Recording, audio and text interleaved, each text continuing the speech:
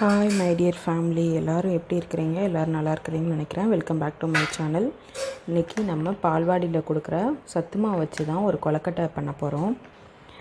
அந்த சத்து மாவில் என்னென்ன இன்க்ரீடியன்ஸ்லாம் ஆட் பண்ணியிருக்காங்கன்னு பார்க்கலாம். கோதுமை மாவு, வெள்ளைத்தூள், சோயா மாவு, வறுத்த கேழ்வரகு மாவு, செறிவூட்டப்பட்ட பாமாயில், முளைக்கட்டிய கேழ்வரகு மாவு, தாதுப்புக்கள் மற்றும் வைட்டமின்கள் இருக்குது. அது எவ்வளோ கிராம் இருக்குதுன்னு சொல்லி அதுவும் கொடுத்துருக்காங்க. இப்போ நம்ம இதை ஸ்டார்ட் பண்ணிடலாம்.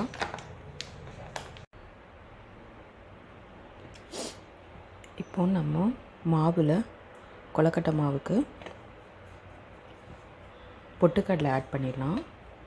ஒரு தட்கால் பேன் வச்சுருக்கேன். நம்மளோட புதினி கீ ஆட் பண்ணிக்கிறேன்.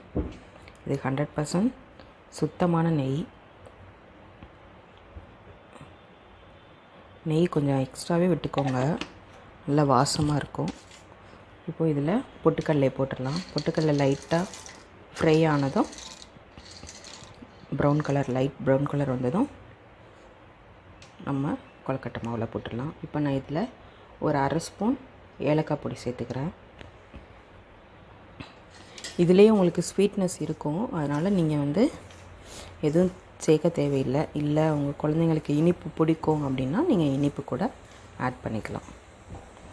வெல்லம் இருக்குல்ல, வெல்லத்தை பாக எடுத்து ஆட் பண்ணிக்கலாம்.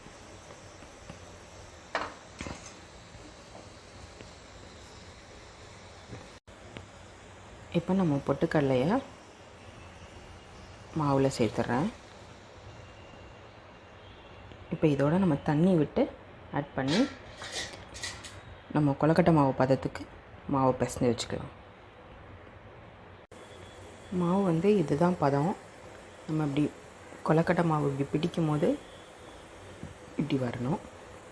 இப்போ நான் இட்லி சட்டியில் நெய் விட்டு நெய் தடவி வச்சுருக்கேன் இந்த குழியில். இப்போ இந்த மாதிரி மாவை எடுத்துகிட்டு இப்படி கையில் வச்சுட்டு இப்படி நல்லா ப்ரெஸ் பண்ணிங்கன்னா கொழுக்கட்டை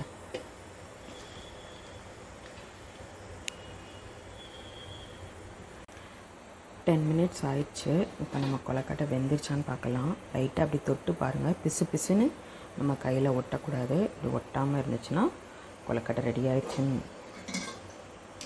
இப்போ நம்ம ஸ்டவ் ஆஃப் பண்ணிடலாம். நம்மளோட பால்வாடி சத்து மாவு கொழுக்கட்டை ரெடி ஆயிடுச்சு. இது செஞ்சு பார்த்துட்டு எப்படி இருக்குன்னு கமெண்ட்ஸில் சொல்லுங்கள். இந்த வீடியோ உங்களுக்கு பிடிச்சிருந்தால் லைக் பண்ணுங்கள், ஷேர் பண்ணுங்கள், கமெண்ட் பண்ணுங்கள். மறக்காமல் சப்ஸ்கிரைப் பண்ணிடுங்க. Thank you friends.